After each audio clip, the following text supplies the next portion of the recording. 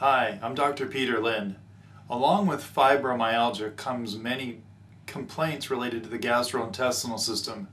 And this is cramping in the intestines, even pain, constipation, diarrhea, a feeling of bloating.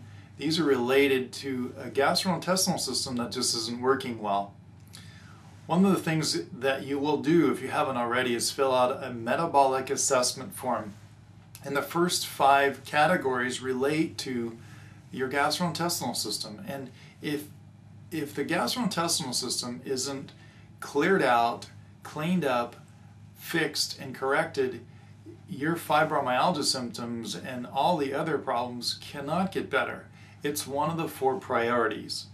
So when you look through this sequence of questions, the first category relates to colon problems. And we get an alteration of constipation and diarrhea. So the symptoms related to colon are in the first category. The second 2 categories relate to stomach problems. And we have a condition called hypochlorhydria, which means a lack of stomach acid. And you think that would be a good thing. Well, it's not, because if you don't have a good acid in the stomach, if the pH of the stomach acid isn't low enough, you're not going to digest your foods. So they'll sit there and ferment or putrefy and create gas, and that really creates a problem of indigestion.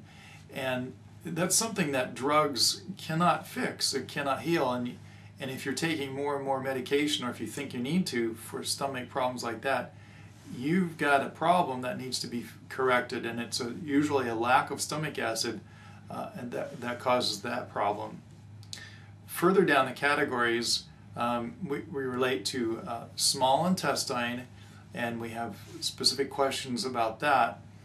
And then the 5th final category is related to gallbladder and liver digestion. And many people have had gallbladder complaints, and many people, it's one of the most common surgeries is gallbladder removal.